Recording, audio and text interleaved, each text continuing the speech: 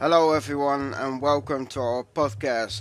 This is the first session in a series of interviews where we introduce our instructors, whose courses will be available soon at our training center. This week, we are pleased and honored to talk to Sam Howard, senior character artist and animator, who has recently joined our team as supervising instructor. Sam, we are glad to have you on board. It's great to have you guys. Yeah, man, it's been a pleasure, man. So, tell us a little bit about yourself. Who are you? Where you from? Where you about? And anything you'd like to share about yourself? Well, good. I'm a 17-year veteran in the video games industry, and I've worked for a lot of companies throughout the years. I am, like you said, I am the lead character artist and animator at TACCOM Studios, and I am currently residing in Utah in the United States here. So, I've been doing this a long time. I really enjoy what I do. So that's a little bit about me. I don't know how much more to go in depth, but I love what I do. Let's just say that. All right, it sounds good, man. So you definitely sound like you've been established and well respected in the industry, both as an artist and animator.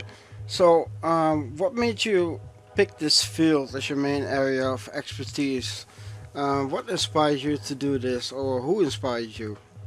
Well, that's an interesting question. I actually came into this industry as an industrial designer and started my first job at Microsoft in Salt Lake City, and just fell in love with animation. And ever since I was a little boy and they started coming up with 3D and stuff like that, I'd play video games all the time and really wanted to jump into the video game industry as much as possible. And so I started in this industry as a junior animator and worked my way into character art and into environment art and many other fields. But if there was any real, how would you say it, mentor or somebody I was looking to be like, I was really fond of Pixar's work and wanted to be an animator, and that's kind of where I pushed myself over the years. So you're like me, you're from the sprite generation of Oh yeah, games. oh yeah, Okay, okay. that MIDI sound. Yeah, MIDI sound, tracker music, and sprites. That's exactly the generation I'm from. The Commodore Amiga, those type games. There you are. Yes, yes, yes. So, up to today, are there any projects you're really, really proud of? And can you tell us why? Yeah, there's quite a few of them. I think one recently that I got to work for a military company that did animations and things for training, and I really can't go into those, but I was very proud of the work that we did there. We actually, as I was working with the team, both on character art, on animation, on the overall feel of the training that we did, we really set the bar very high for the type of work that was being done, and it was amazing work and stuff, and I've really been quite proud of that. Other projects I've worked on, one of the smaller ones I got to do was working on the Nintendo Wii back a while ago, and I got to work on a video game called Deadly Creatures. And I'm telling you, as far as Nintendo Wii games go, that game had one of the coolest looks and feels of any Nintendo game that's ever been out there. The sad part was, THQ didn't at the time was having all their troubles, and they didn't market it well, and so it didn't sell well. But it still has a cult following even today. It's that cool of a game. Yeah, I actually had that game on my homebrew Wii installation because I kind of had a Wii on steroids with a hard drive. Because I could no longer deal with the loading times, and but yeah, that's a good example. So you worked for several years as an instructor for digital tutors. What's the most valuable experience you gained as a tutor or mentor? So I've actually taught in several places. Digital tutors when it was first coming up, long time ago, and was starting to work for Pluralsight, doing some side tutorials and things before they kind of shut down everything. But I've worked at several schools, including Brigham Young University and UVU, and I've kind of taught them animation, rigging, and just generally kind of how to get your games moving along. And I think the biggest thing I've learned, there's two things I've learned. One is um, I really love how students are always excited. I mean, you can tell them how hard the industry can be sometimes, and they still come back with just this amazing excitement. So sometimes I enjoy that because you come out of the field and you're like, oh my goodness, that was a rough day. And then you get to go over and sit down with students, and they're just excited to learn. They want to learn new stuff, and that kind of rubs off on you. You get back out there, you're excited to move it. So the other thing I would say that that I've learned over the years is you can impart a lot of wisdom to people. You can teach people how to do certain things, but in the end, it really is up to the person to take that knowledge and do something with it. I mean, you can't force them to become a great animator. They have to learn what they need to learn, and then just be excited and keep pushing, even when things seem to get rough and you're trying to find a job or things like that. You just got to keep pushing yourself, and eventually all that hard work, it does pay off. Exactly, you need to have the will and the drive. Mm-hmm. So we're very glad to have you as a member at D&D. So can you tell us a little bit more about your upcoming courses that you are going to create? Yeah, actually, I'm kind of excited about this. There's a couple of things that over the years, I mean, let me step back. We've been working in these different packages over the years. Two of your top packages for animation and stuff have been in the video game industry. You have 3ds Max or you have Maya. And there's always these two kind of competing programs, even though they're under the same hood of Autodesk. They don't really work that well together, and you either have people who just love 3ds Max or you have people who just absolutely love Maya. I've never fallen into either one of those camps. I really love both packages, and there's great things about them that a lot of people don't know, especially from the animation standpoint. In this one of these courses we're going to be doing, the first one coming out is on Biped. Now, there are hundreds and hundreds of tutorials out there on Biped. The problem with them is, one, they're out of date. Two, they don't really show more than just, hey, this is how you do this one thing. And so what I wanted to do is I wanted to take all that knowledge and pull it under one roof and say, okay, this is how you work with Biped. And some people over the years have looked at Biped as, it's this simple tool, you can't do anything with it. And the truth is it's extremely powerful. And if you can learn how to use it well, if you're an animator especially, or if you are doing projects that require you to quickly rig stuff fast and require you to get an animation out within a day or even within a couple of hours, Biped is your friend. It is one of the greatest tools that you can use.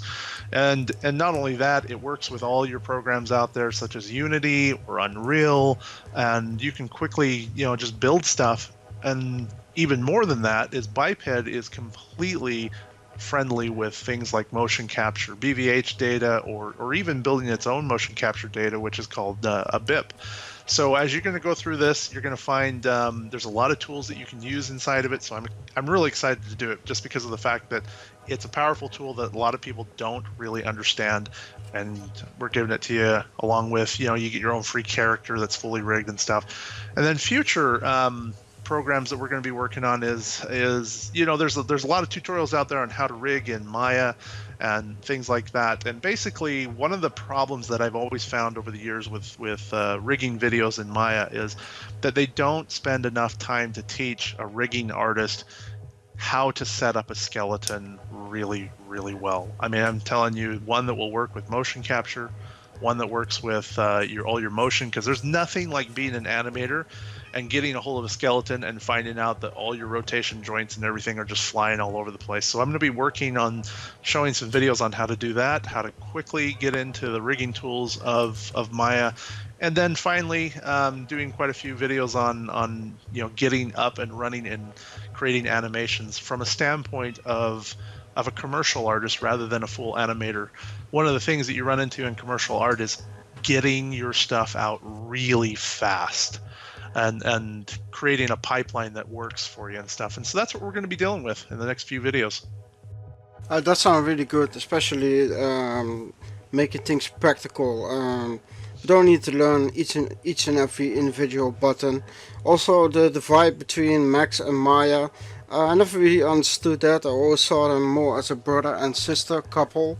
They both have their uses and specialized tools. So the next question, you kind of already answered most of it, but could you point out about the course that we will be releasing very soon in our training portal called Rigging and Animating in Biped, which actually showed how to create an animating and rig character in 3ds Max. What is, in your opinion, the most beneficial outcome that people will learn from this course?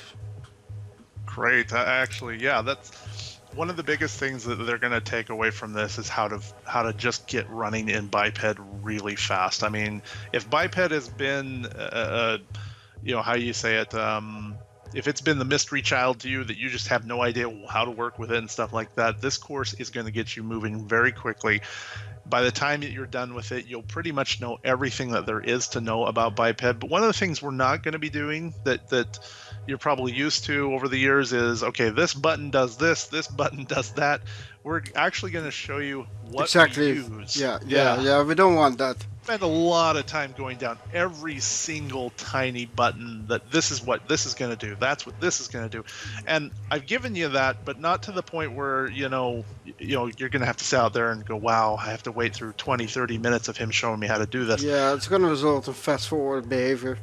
Yes, so we're giving you real world information of stuff that I've actually had to do, and I avoid the stuff for the most part that really is of no importance to you. So you'll be getting a lot of that stuff going through there, and then I'm also going to be talking about some of the pitfalls of working in in Biped that as you go along. It's the stuff that I find all the time that a rigger will create something really fast, but they just don't know how to set up things appropriately. And so that's what we're going to be talking about is the pitfalls, how to avoid them, how to get up and running really quickly and animating, and then you're good to go. Especially the latter, learning about pitfalls, potential pipeline problems down the line. Those things are especially useful to learn, and probably worth the package in money alone. So, could you tell us a bit, if as far as your NDA will allow, what you're working on nowadays, where you're not recording tutorial, what is personal or commercial work? Okay. Yeah, there's actually quite a few things. I've got, so apart from being with TACCOM and working on those things, TACCOM right now is a company that we have been building over the last year and a half. It is going to be making some amazing looking games. If you want to go check it out, you can go up to tackom.com. That's TACCOM.com. And apart from that, I've also been working on so I'm a sculpture artist as well, so I create sculptures in ZBrush, and I create things like that. So we've been working on some amazing toys that are coming out, and additionally working on a lot of animations for various companies. So I take on thousands of projects. There's so many things that are going on right now. And currently one that's going to be coming out here pretty soon is some medical animations that I'm doing, as well as some really fun ones that you're going to see. I can't really talk about them, but there's so much. I mean, as a commercial artist, you're constantly moving all the time. So that kind of hopefully helps a little bit. If you could address your future students and provide them with a single message that would help them forward, what would that be? Wow, that's a big one. You're going to have rough days. You're going to have days where you doubt whether or not you can do something. And that is just normal. Don't ever think that that's just you. Everybody goes through those moments, and sometimes you don't know how to do something. Sometimes you have to delve right in and just start learning whatever you have to learn. And there will be, and hopefully there will be for you, really rough moments in your life where you either can't find a job, or you can't get a certain animation to work, or you no matter how hard you work on a model, it just never comes together, or just that you just can't figure out what's going on. Those moments will serve you. Remember them, write them down, make sure you're constantly learning from them, because I love that little proverb, little African proverb that says, smooth water makes for a poor sailor. And that is the truth. You really do need to go through the choppy moments where life isn't going well in order to become a seasoned, animator, a seasoned artist, a seasoned whatever it is. The more you can overcome those moments, the better of an artist / everything you're going to be. And if I were to give you advice, it would be, don't avoid those moments. Don't try and run away from, making those tough calls in your life, because they are going to make you better overall in everything you do. I have to totally agree with this. Sometimes there are going to be moments where things will go horribly wrong, and you might think the outcome is going to be horrifying, but sometimes you just have to take a little bit of distance and take a little bit of walk, go outside, clear your head, and go back and find that solution. Now stick your heads together and work towards the solution, because it's these moments that you will actually learn the most. When everything goes well and things are moving forward, you do not really learn. You're just practicing what you already know. And I remember some projects that the most difficult ones were everything just seemed to not be moving forward. Things where problems were just showing up every single day. Those projects might have been extremely frustrating, might have caused extreme lack of sleep, but when I look back to it today, I've learned so much from those projects. So yes, definitely So agree with that. Agree with that. So so in a couple of days, everybody can enroll to Sam's course, rigging and animating in Biped at our training center. We will be releasing it at an early bird price of just $34.50. To be among the first ones receiving the latest news regarding our training center, upcoming courses or events, visit our website at ddcreations.eu and sign up for our newsletter. Next week we are going to chat with Brandon Woolsey, senior 3D artist and animating mentor, who is going to teach you the art and science of photogrammetry.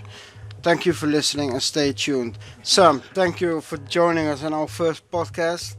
I look forward for this week's release of your training, and man, it's gonna be a blast. And thanks for having you on board, man. Hey, thanks for taking the time with me, guys. I really appreciate it. And to the students coming in, feel free to reach out to me at any time. So